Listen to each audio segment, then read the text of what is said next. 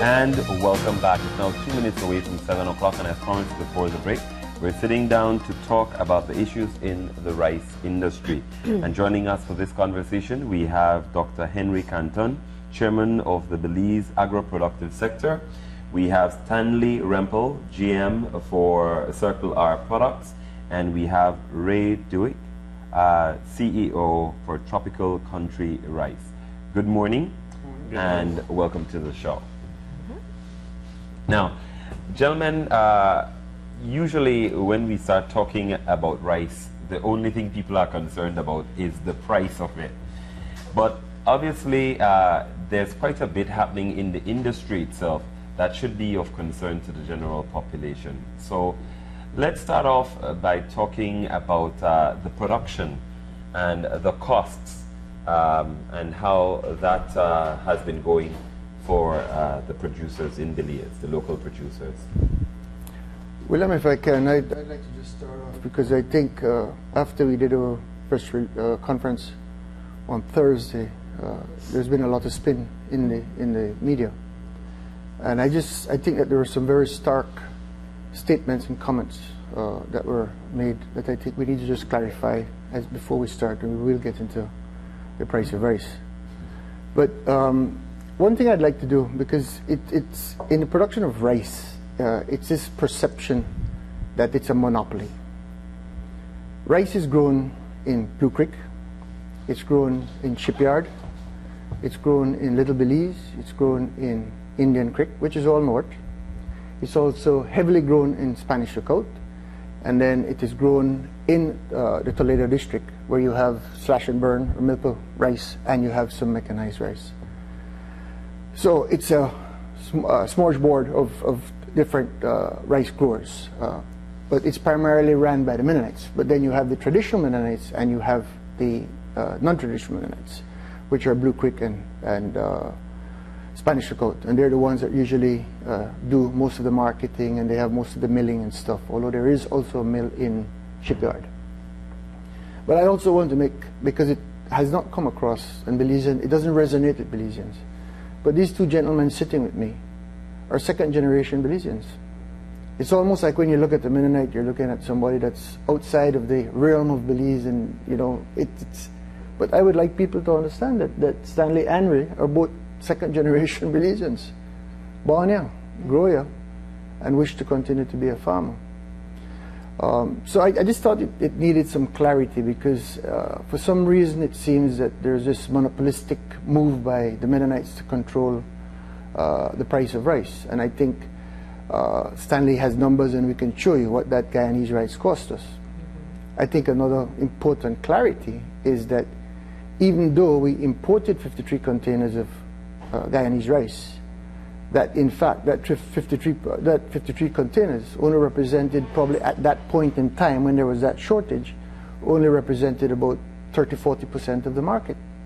Circle R was still putting Belizean rice in a prepackaged containers, and Spanish Lookout didn't use any of the Guyanese rice. So most of the rice that was being put out from the Spanish Lookout community was done by was Belizean rice. So for some reason, again, it appears that all the rice being sold to Belizeans at that point in time was imported rice. The imported rice only represented a portion of the actual rice that was in the market. Okay, and thirdly, I think that it's critical that people understand that when the industry, because it is an industry, the rice industry, when the rice industry realized that there was going to be a shortage of rice, we did approach government, we did negotiate with government. There was a method in which we should bring the rice into the country, which we respected. We had to pay the marketing board, or the BMDC at the time, to bring this rice in. And it was all to make sure that there was not a shortage of rice and a spike in the price of rice. It was to make sure that the market stayed level, as opposed to all of a sudden you have a shortage and then every Tom, Dick and Harry become importers, and then so it was to be able to control and level the price of rice. And that Guyanese rice, and Stanley can speak to that, you will see that the margins on that Guyanese rice at the end of the day was less than 3%. And he has the numbers to show you. I hear the conversation speak about, oh, we should have bought in bagged rice. Nobody wants anything in bag. Even today when we export, and we export rice. This is what a lot of people don't understand. We export rice. And Ray can elaborate on that, because there are other issues that affect what we do with rice. But you know, the whole rice thing is not just a rice issue. It's a sugar issue, it's a corn issue, it's an egg issue, it's a chicken issue. Rice is just, it has just now come to roost. When we import and export rice, we have to do it by bulk. We can't bring it by bag, because the people who buy and sell commodities like that don't want to bag it and sell it to you in bags. To bag rice, I think it's about $1 a pound to put rice in bag and import it. Okay, so I just want to clarify that, because you hear, oh, the bag didn't need to be reprocessed, you know, it didn't have to be offloaded and taken to Blue Creek and that sort of stuff. All those things were a must. When we ship citrus cattle feed, we have to now do it in bulk. The people don't want it in bags. When we ship corn, it's in bulk, the same way we brought the rice. When we ship rice, it's in bulk. Okay, so I just wanted to clear those three things first, so that... Yeah, well, obviously these are things that are of concern to you, and I think one of the issues that has taken place in the public arena has been that you come out now with the concerns of all that you have mentioned. However, it is really only prompted by someone who is coming in who wants to be a competitor and feels that they can offer a lower price to consumers. How do you respond to that? Why now? Why are these issues of concern at this point only after there is a threat of competition? Well, yes, we are responding to a importer challenging. This importer apparently had challenges on beef at some point in time also. He has many entrants, yes. Yeah, but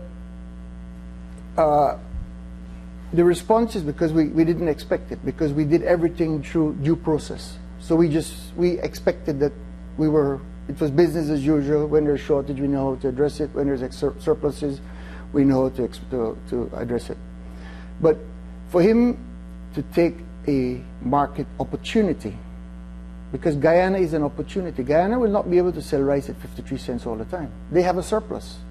We have a surplus. Ray in Spanish Rico, they're not selling at 90 cents control price. They're as low as 84 cents at this point in time, because there is a surplus of rice in Belize also. So if we were to follow every surplus of the world, we'd be in trouble. So it was, as I say, it was a surprise that all of a sudden a controlled price, which was negotiated, which was being lived with, all of a sudden that is being challenged. So you have to understand local production versus import production. But I also want to say that when you speak to CARICOM, because this is the, you know, and I've heard Sister CARICOM and that sort of stuff. CARICOM, we are a member of CARICOM. In my past life, I used to go to CARICOM at quoted meetings on a regular basis. And you have to stand up and you have to fight for your right. Because the MDCs in particular, Jamaica, Barbados, and Guyana, and them, will take advantage of you. In those days, we supported Guyana against Trinidad and Jamaica in selling their rice because they were not up to par at that point in time. But let's take today. Rice is one issue. We can grow corn for the whole Caribbean. The only time we can sell corn into the Caribbean is when there's a shortage of corn that the U.S. has been experiencing over the last few years. But the minute U.S. corn comes on the marketplace, boom, our corn market is gone. We can compete with chickens, we can compete with eggs, we can compete with corn, we can compete with beans. To me, those experts that are now saying, let's go to Sister Guyana to get our rice because we can get it cheaper, should be looking at how we can get our production up so that we can export to Sister Guyana these products that she's now buying from the U.S. So I'm just saying that there's a reciprocity in everything that we do, and we should just not sit back and say, oh, because she's Sister Guyana, in a CARICOM state that we should be. Let me just ask a very basic. Why is there a need, or is there a need to import rice at this juncture? There is no need. There's a surplus of rice in Belize. And the surplus of rice in Belize, because Ray competes with Stanley, competes with all the other local producers, because although, yes, it's an industry, they still have to compete among themselves. So because there's a surplus, the rice has gone from 90 cents already down to 84 cents, and if the surplus continues, it might even trigger a lower, it's supply and demand. And that's what regulates our market. We do not need rice. What they're doing is they're saying that they can import rice at 53 cents. And therefore, they could market it at 59 cents or some 69 cents or something like that. Well, but there's a lot of variables in that. So I would question it, and I would like to see how that's possible, okay? Because we have our numbers on production and that sort of stuff.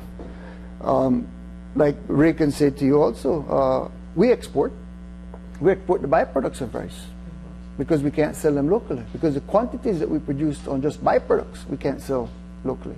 Let's go over to Ray so Ray can explain that. Yeah. Well, excuse me. We have been exporting a lot of the byproducts from the rice, for example, broken rice and bran, throughout the years, and there's been times in the past when we had access rice before, like 3 years ago, where we were exporting roughly about 20% of the rice grown in Spanish Gulf because there was access at the time. But for the last 2 years, we've not been exporting a lot of rice as a whole because of the shortage in the country, which came to a peak last year when we had to import rice. So for the last 2 years, we've not been exporting a lot of rice, except for the broken rice that's and the bran, which is byproducts of rice. Now, the first thing that I think people, you're looking at an industry and talking about open competition. What would you like as local producers to actually see? Is it kind of what people may label protectionist policies in place to guarantee that local rice is consumed first? We would like to be able to produce rice and produce it in sufficient quantities where we are able to work the economies of scale. Belize is a very small market, so in order for us to supply the market at a much lower price, we'd have to double our production. It's just the opposite that's happening. Productivity, we're working on productivity and spending a lot of money in productivity, but the number of rice farmers are falling off. What we'd like to see more than anything else, and in all agricultural products, is that taxation not be upfront. What a lot of people don't understand is what we do to produce rice. We pay taxes on just about all our inputs in the front of rice, instead of it being a consumer type tax. So it's difficult to compete with the world, where agriculture is taken as a core builder of the economy, and is given breaks in regards to inputs. We're not asking for any special favors. We're just asking that why tax us on all the inputs going forward, and then we are expected to compete with rice that could be imported, or any other good that can be imported. So, there are certain things that we can do with government, certain things that we can do among ourselves that can bring these things done. But economy of scale is one of the big issues. I want to go back to the fundamental issue so the viewers can be able to understand, and it's talking about the price of rice, exactly what this entire conversation and the conversation for the past week or so has been based on. With the imported rice from Guyana that Mr. Charles is hoping to import, retailing at about 69 cents, and currently the local rice is at $1.15 per pound, somewhere around there. Well, let's talk about how you arrive, and your actual production price is about 85 cents. Is that what you said earlier? Well, I can try to explain that a little bit. I mean, the rice from Guyana, it cost us 63 cents a pound, and we put it out on the market at 76. From 76 is where the distribution network takes it, the retail shops take it, the wholesaler takes it. I'd like to challenge that 69 cents a pound retail. I mean, you cannot retail a 100-pound sack of rice. There's no way you can retail a 100-pound sack of rice. You can put that sack on a shelf at 69 and claim you're retailing it, but who's going to come buy that sack of rice? It's not end user. Somebody's going to buy it to go rebag and put on his shelf for retail. So the rice that was imported from Guyana cost us 63 cents a pound, and there's processing, packaging, inland freight, and we put it back on the market at 76, and which only gave us that 2.6% profit margin. And from there, the distribution network and the retailer and the wholesaler takes it. So that was what. There isn't that such a big difference as Mr. Charles is always stating, from 140 to 69. And the local rice production? Why it's where it is? Yeah. It's the price of rice now, as I stated earlier, it reflects the cost of production. I mean, basically what you're doing is you're putting, there's a lot of inputs in rice that we have that Guyana doesn't have.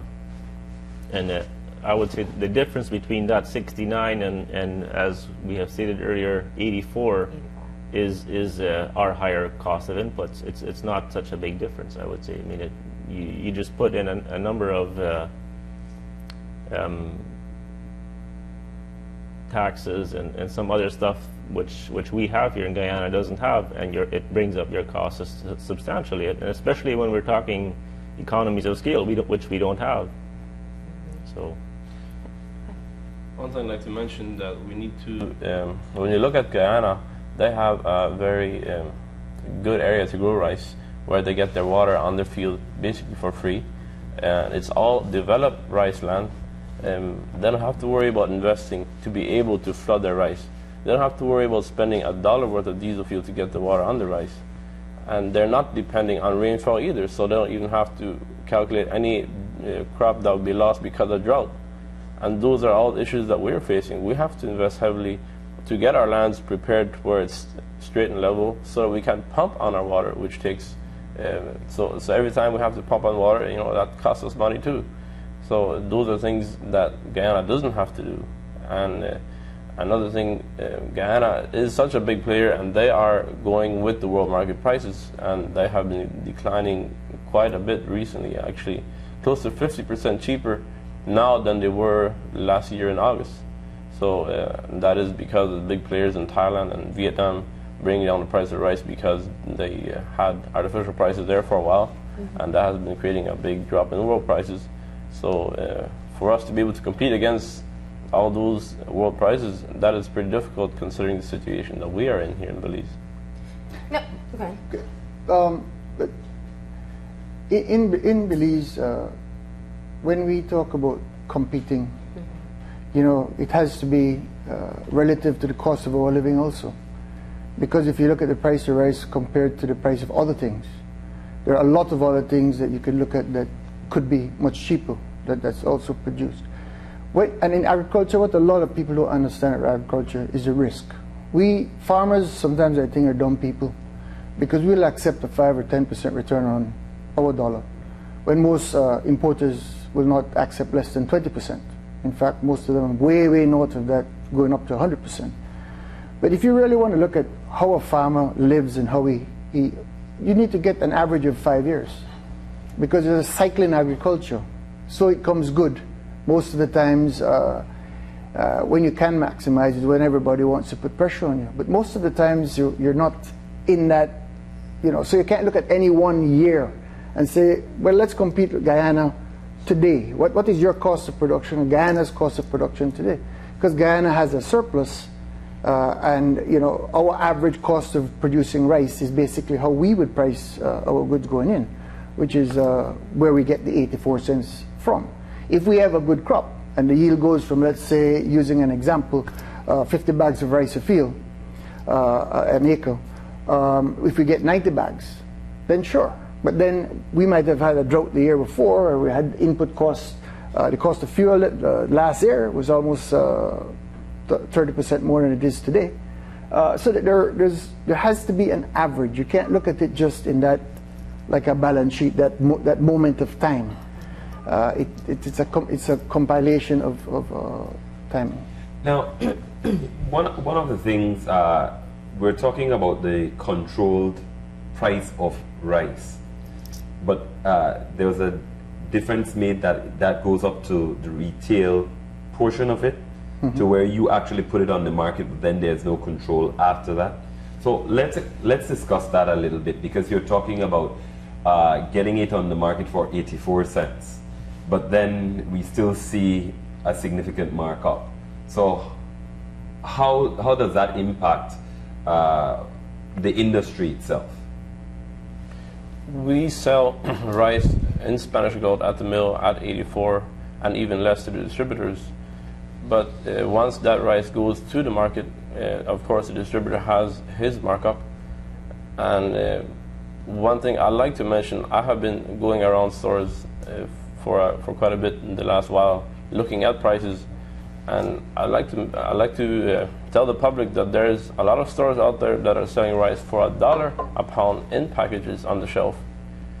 So the prices that Mr. Charles is saying that are 120 to 140, that might be so in Belize Northern Highway or places like that. I'm sure other places that have higher prices, but what I'm saying is I have been to Dangriga, Cayo, Belmopan, that they're selling rice for $1 a pound. So the prices of rice are not all 120, 140, like has been mentioned before.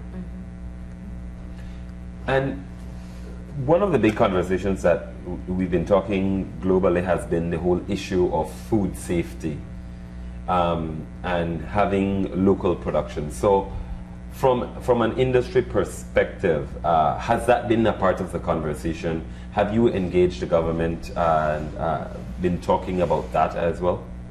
For sure. We work as a group, we work very closely with the Ministry of Agriculture, and we're always in discussions. We don't agree all the time on everything, but at least we compromise, and we have tried our best to work within the whole scope of stuff.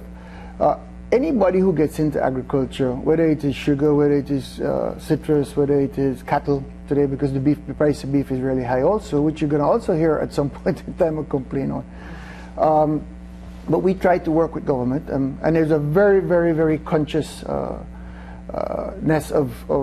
from Belize agro-productive sector producers on the impact of food on poor people. I mean, we try our best to see how we can have, and that's why the economies of scale are important to us.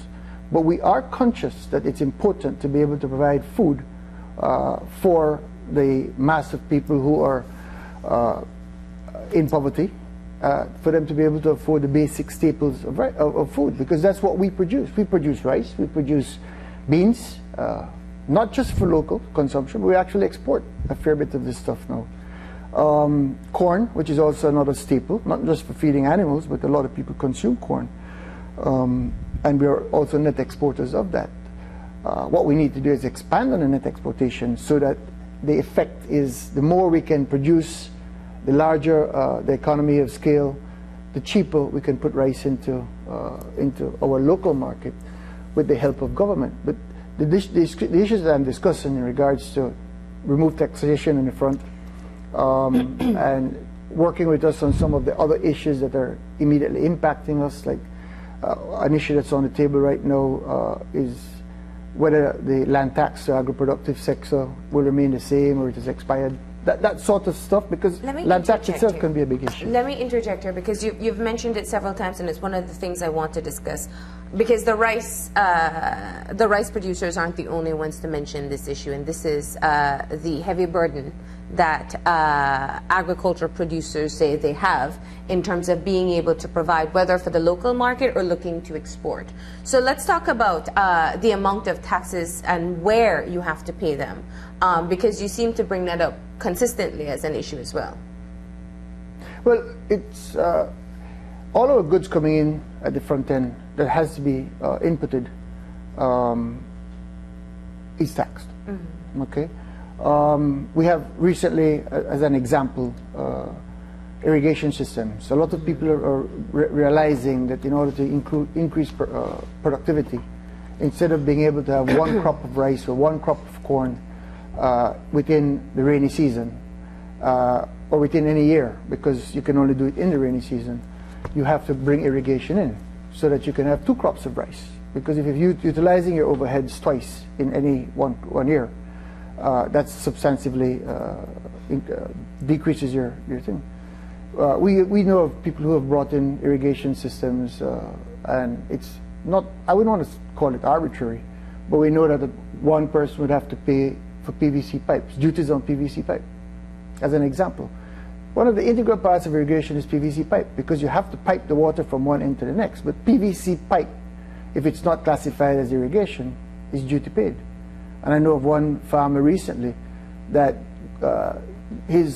what he thought was a $3,000 input ended up being a $30,000 input because they charged him duty on PVC pipe. Just as an example. Now, when you get duties charged on PVC pipe, GST kicks in and every other thing kicks in on top of that. So it's this compilation of taxes. We're in the debate of land tax right now, where communities have gone in to pay for their land tax. And they're being told, hey, guess what? This land tax agreement that you've had with government, which is government has been giving us concessionary rates on agri-productive sector. But we've been trying to separate out what is agricultural land from speculation. Because people with large tracts of land tend to be speculating, or so it is said.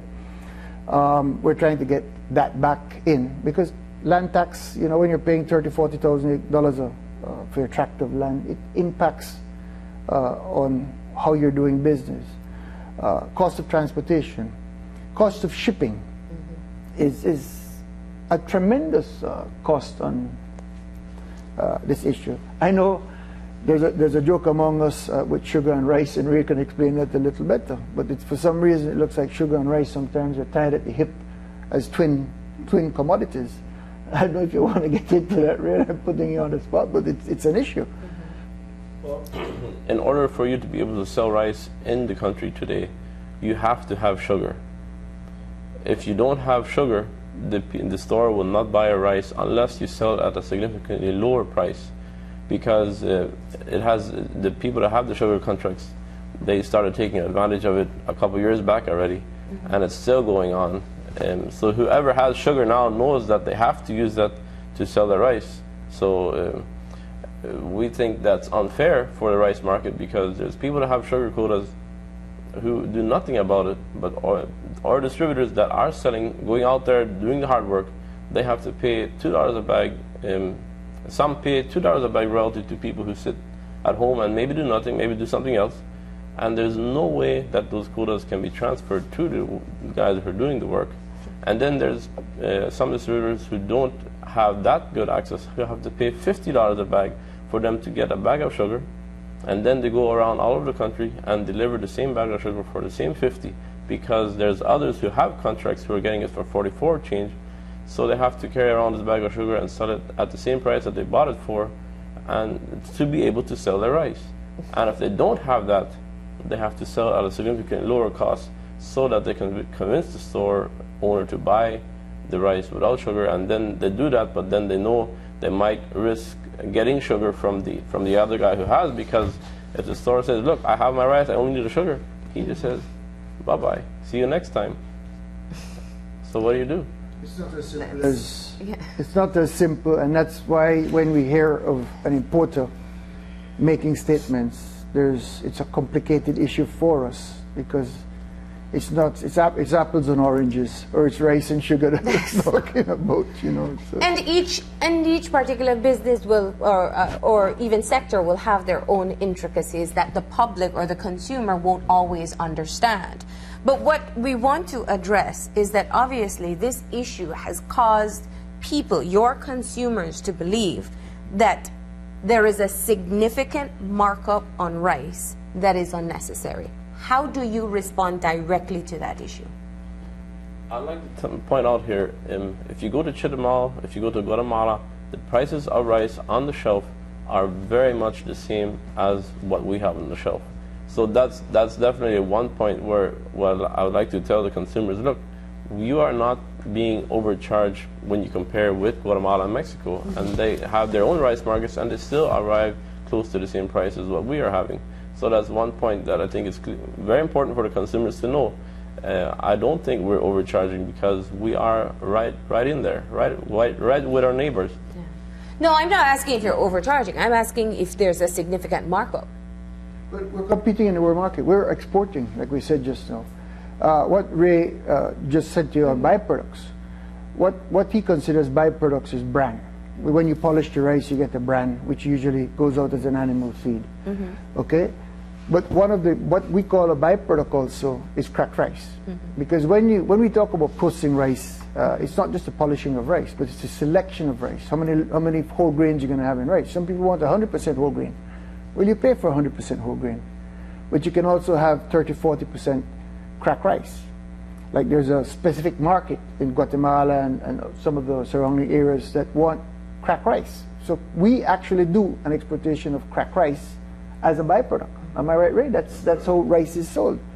Now, so if we can sell into the competitive market out there in the world, and if you do go into the supermarkets, the price of rice in Guatemala and Mexico and the areas around us, the price is similar to what our consumers are buying it for.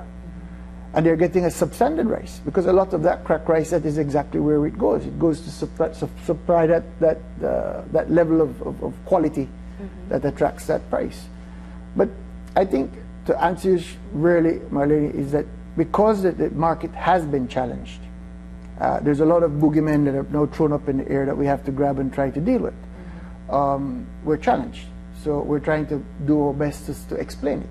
But there is not a huge market, margin between what we produce for and what we sell for. There is not. Can we become more efficient and therefore try to bring the price of rice down? Sure. But we need help on doing that. And that's where you want to engage the government. Yeah, the government and the other issues that are actually holding us back.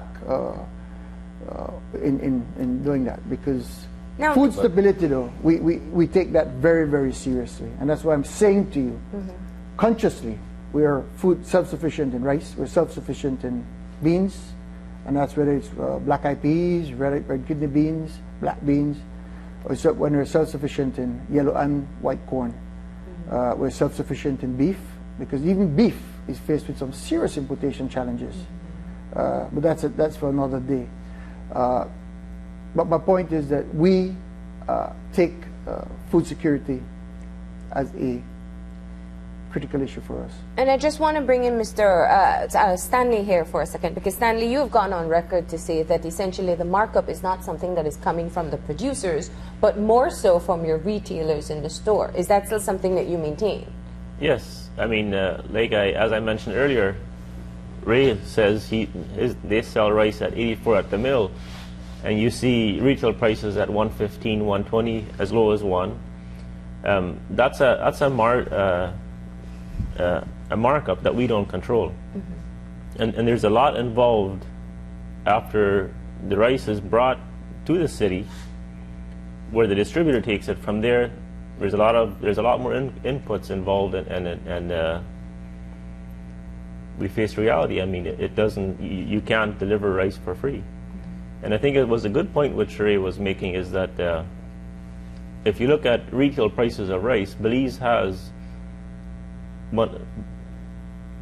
good-looking retail prices versus the highest cost of production of growing rice. So that alone proves that there is no big profit margin in between. Another thing I'd like to point out is that, like Henry has mentioned before, if we had a big markup, we wouldn't be losing as many producers as we have been in the past few years. Yeah. Of course, one of the bigger reasons why producers, or those that stop, is because they do not have access to irrigation, or they didn't invest to irrigate. So, and if we have a couple of dry years, they just take the beating, because they cannot survive with a low yield constantly with the price we have. So you have to be able to make a significant yield almost every year, so that you can even survive with the prices we have. So it is a hard reality where the rice producers have to really make sure that they don't take too big of a risk as far as relying only on rainfed conditions, because that will not work with the price we have now. But it works good if you have irrigated land and you have access to water and still a little rain to help you. You can survive. And of course, the higher the yield, the better. So if we could make constantly 90 bags an acre, like Henry was saying, sure, our price could go down. But that is something that we're all working on, investing in our lands to be able to do that. And so hopefully in the future, we can get to where we will have a more percentage of our land being irrigated, versus today we're probably looking at around 50% of our rice that's being produced on irrigated land. The rest of it is relying on rain-fed conditions. So, and I expect that to change. So that we'll be having higher yields constantly, more of the time than we currently have. But what do you say to people who will say, listen, it is business, and open competition will force you to make some of those changes if you want to survive in the industry in the long run? I would say this, if you go and visit these farms, and I think at some point you all should, and these guys will accept you all at any point in time, in fact invite you, you should go out there and see the state of the art type stuff that we're bringing in to increase our efficiency and productivity. Because what we're beginning to realize is that if you cannot maintain production and productivity, you're not going to stay in this game for long, because you're only going to take 2 years of beating and then you're out of here. Your stuff goes up for auction and somebody else is going to buy. You're also seeing where people are now beginning to try to go from 200 acres to 1,000 acres, because you can spread your capital cost over. So there's a lot of investment going into agriculture that is silent. Maybe one of the real issues that we have is that we've not been as forthcoming, or not forthcoming. It sounds like you're trying to defend yourself, but we've not been as proactive in having people understand what we are doing in all the commodity products. And it was part of what I asked you earlier, in terms of that is the perception that people have, or that's what people see, that you only bring these issues to light now that there is the threat of a competitor who can have a devastating impact on your industry. So does this mean that the rules of engagement in terms of if there's a shortfall and rice has to be imported that you will sell, that you would make that known to the public? Well, I'll tell you what, and it's a discussion that we've been having more recently than before, and this is before the issue with rice came up, because with, you know, I am being teased about the price of rice, because how all of a sudden have I repackaged myself and I'm no rice and not citrus. But I've been working with these guys for 15 years. I've been the chair of BAS Group for 15 years. Jose Alpuche, the now current CEO of agriculture, worked with us and has sat here arguing on the case of agro-productive sector. He was at that time our CEO. So this is something that we are now saying, you know, we can no longer sit back. The Mennonite communities in particularly, who produce probably 70% of the food for this country, not those that's imported, we wish we could reduce that substantially, but their role was not to be, you know, it takes courage for these guys to sit here and actually present themselves as I'm saying to them. There's no shame. And they're Belizean, and they can speak just as loud as any other Belizean. But we do realize that we now have to come forth and say, look, these are the issues that are facing us. These are the issues. We have to forget the politics of the country. We have to deal with the consumer that we're dealing with. We have to deal with the distribution. We have to speak about the issue of sugar and rice, and we can't be afraid anymore, because at the end of the day, that consumer out there, that 5 cents difference that he has to pay, can be your debt now. And that is why we have now said, you know, and we've been saying it before, we got to make a presentation. We got to make people understand that the economy of this country is based on us. If we close down for 1 week, it's not going to be the issue about the price of rice. It's going to be the issue of whether we have food. And that's a very good point. I think the consumers are also at a point where they demand more transparency as well, given the reach of the media. So that is one issue to be considered. But bringing it all back to where we are now, the government is saying that they will review. That's really the point where we are. Essentially, the control price and the sector itself and the different issues, with the hope of lessening costs, and there still hasn't been a direct response as to whether or not this importation will take place. So what is your role at this point? We in coming to the press, our main thing is to try to have people understand that we're not gouging. We hear language that is not us, but yet it is difficult to explain, because most of the media that I have looked at after our little engagement on Thursday was the protection of the consumer. And I would like to say, yes. I mean, I am 100% behind having the consumer pay as least as it has and get the best quality. I mean, that's just a natural, but there are realities that we have to face.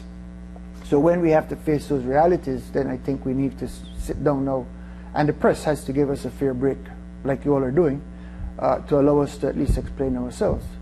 And not everything that we say is precise. What we need to do is we need to be able to, well, I don't understand that. Let's speak about that a little bit more, and let's engage in those things a little bit more. Because everybody's on the defense, you know. It's not just us. Government is silent. Everybody is saying, why is government so silent? You have the importer pressing hard. You know, we look like we're on the defense. We're not on the defense, because what we're doing, we know we're not gouging. We know that we're not taking advantage of the consumer. What we know we're trying to do is protect our business. If not, we won't be in business, and things are going to be worse. So let me ask a quick question, because as you're talking about the competition and what happens there, you also mentioned earlier in one of your responses about actually exporting on the world market and being impacted there. If that is the case where you can be competitive on the world market, what's the fare with the open competition if you also have an option to export? Since the price of rice has gone down so much on the world market, currently it would be very difficult. Except for the byproducts, they still keep going. That is I guess the Guatemalans, they love horchata and they love our broken rice to make it. So that is going very quickly. We don't have enough. If we break up all our rice, we could export everything, but then it would be too cheap. You know, the broken rice sells for $30 a 100 pounds, right? So selling rice into Guatemala right now is the paddy rice is not happening because of the drop in world market prices. Okay. All right, gentlemen, is there anything else you would like to say at this point in time? Well, I'd like to just ask the general public, and in particular the press that's carrying the message, to speak to us and let us explain ourselves. As I said, if the Guyanese thing happened and we were not, it appears like we were not being honest. To us at that point in time, we thought we were doing a good thing. Because I need to also let everybody understand that the Guyanese rice only represented about 30 or 40% of the rice in the marketplace. We were still, Stanley, who was using Guyanese rice for a certain market, was still producing Belizean rice for the same market, but a different, because packaged rice and the other ways of value adding the rice was there. So it's not like Guyanese rice came in here and replaced rice for 3 months, and therefore we were so deceptive and being so disingenuous in what we were doing. 60 to 70% of the rice that was being produced to Belizean during that period of time was still Belizean rice. So we just like a fair break, and for Belizeans to understand that agriculture is one of the most risky things. I mean, how many true Belizeans that are importers have put their money in actually growing? None. So I just want a fair shake, and we can defend ourselves because we are not doing what is wrong. And we're not foreigners coming in, we're not, we are Belizeans trying to make Belize food security our priority, and we are trying to do our best and not rip the people off. We're not doing that. I'd just like to thank our Prime Minister and our CEO of Agriculture for working alongside of us and for taking a stand that they have been taking. We really appreciate that, and we are looking forward to work with them, sit down, and we're very willing to let them see what we're doing. We have nothing to hide. Like you're saying, we're trying to make our living, and we love to provide food for the Belizean people, and we want to do it in a fair manner so that they can be proud of us, and we're proud of them. I'd like to thank the consumers for buying our products, and we're currently upgrading our facilities to be able to package our rice, which we haven't been doing. And that's one thing that Stanley was mentioning, the store owners, most everything they sell, they have to package themselves. So that's one reason why there is a higher markup. So hopefully we can bring the cost down by doing packaging at the mill, and so then the shops won't have to do that anymore. So hopefully within a few months we'll see a lot more packaged rice, prepackaged rice on the shelf. Well, thank you for joining us. We're going to go ahead and take a break. When we come back, it will be to focus on human-jaguar wildlife conflict in Belize. Stay tuned.